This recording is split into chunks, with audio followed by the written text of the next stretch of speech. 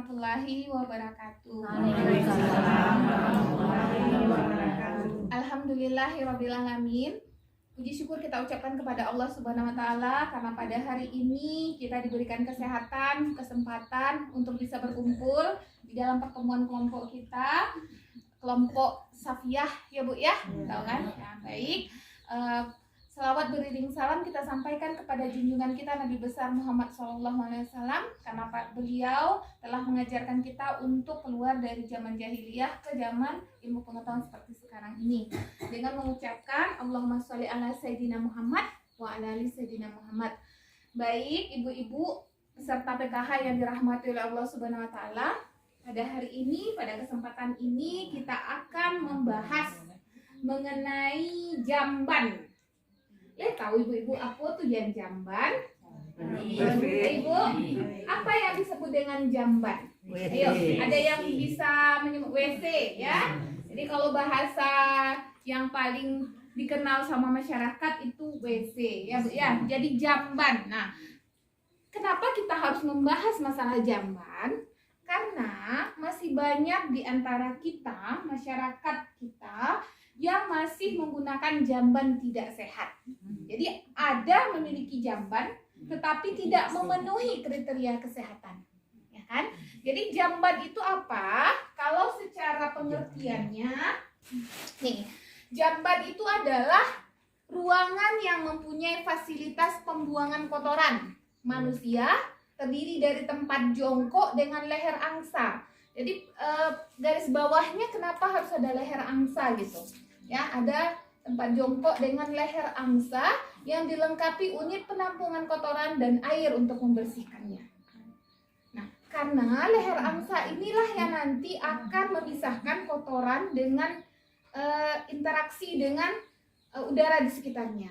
Nah, seperti itu. Jadi, mengapa jamban kita harus sehat, ibu-ibu? Nah, nanti kita bahas jamban ibu-ibu sehat apa tidak, tapi kita bahas dulu mengapa jamban kita harus sehat. Ya, pertama agar lingkungan kita bersih dan sehat juga. Kalaulah kamar mandi ya Wak Bu kotor, ya kalau kamar mandi kita kotor itu akan menyebarkan banyak penyakit. Jadi lingkungan menjadi tidak sehat. Coba Ibu lihat kalau kita buang air besar di kebun, bau nggak? Bau, ya kan? Kalau misalnya kita buang airnya di sungai atau di batang air gitu ya, di sungai, di selokan, itu juga akan menyebabkan lingkungan sekitar kita menjadi tidak bersih, tidak sehat. Nah, yang kedua, tidak mencemari sumber air. Kalau kita membuang air besar atau BAB itu masih di sungai, itu akan mencemari sumber air. Ya, kalau kita masih membuangnya itu di sembarangan tempat, dia akan meresap ke dalam tanah dan itu juga akan mencemari sumber air. Nah, yang ketiga, tidak mengundang datangnya lalat serangga yang dapat menyebarkan penyakit. Jadi, jamban yang sehat itu akan membuat lalat serangga itu tidak berkerumunan di rumah. Ya. Jadi, jamban yang sehat itu penting. Jangan kita sembarangan BAB. Nah, seperti itu. Kira-kira ibu-ibu yang hadir hari ini mengerti tidak apa itu jamban sehat? Jamban yang sehat ya. Nah, pengertiannya ada dulu. Jadi jamban itu ada tempat pembuangan kotoran berbentuk leher angsa, ada tempat penampungannya, kemudian ada air untuk membersihkannya. Kemudian manfaat dari jamban sehat. Pertama, lingkungan menjadi lebih bersih. Yang kedua, bau berkurang. Yang ketiga, kesehatan meningkat. 4, kalau malam hari kita pengen BAB enggak perlu lari-lari ke ladang, Bu. Enak atau mencari sungai. Kalau kita sudah memiliki jamban sehat di rumah. Nah, yang kelima, memutuskan penyebaran penyakit. Saya membahas ini, masalah jamban ini berkaitan sekali dengan pencegahan stunting. Pencegahan stunting. Jadi atau menangani anak stunting, ya. Kenapa? Kalau misalnya anak, ibu, keluarga terinfeksi oleh penyakit yang disebabkan oleh lalat atau serangga akibat dari jamban yang tidak sehat, dia akan susah untuk tumbuh dengan sehat. susah tubuhnya untuk menyerap zat-zat cari makanan yang sudah kita berikan. Jadi kalau tubuh anak-anak sudah terserang penyakit menular, itu dia akan menyebabkan kekurangan gizi pada akhirnya.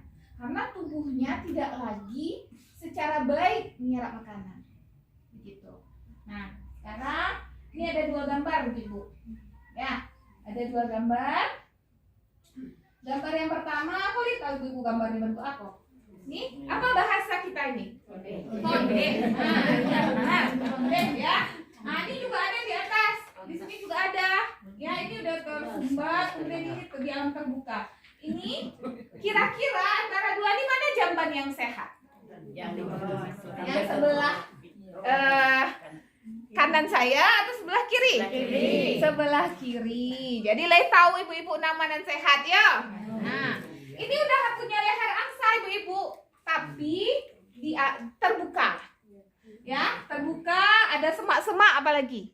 Nah, yang ini juga sudah leher angsa, ya, ada dindingnya, tetapi ini kurang bersih. Ya, nggak tahu atapnya. Nah, yang ini apalagi?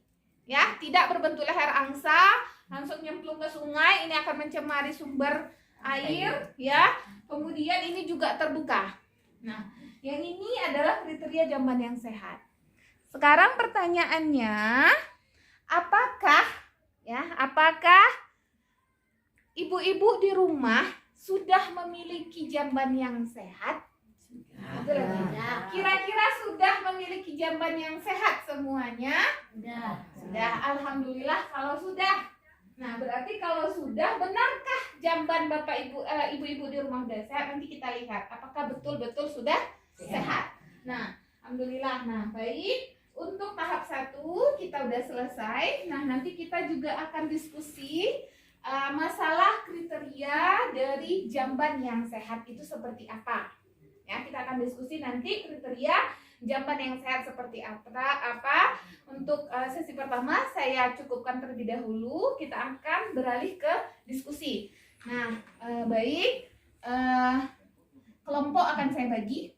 Ya, kita cukupkan dulu. Saya cukupkan sampai di sini dulu untuk sesi pertama. Terima kasih atas perhatiannya. Kita lanjutkan dengan sesi selanjutnya nanti, yaitu kriteria jamban sehat.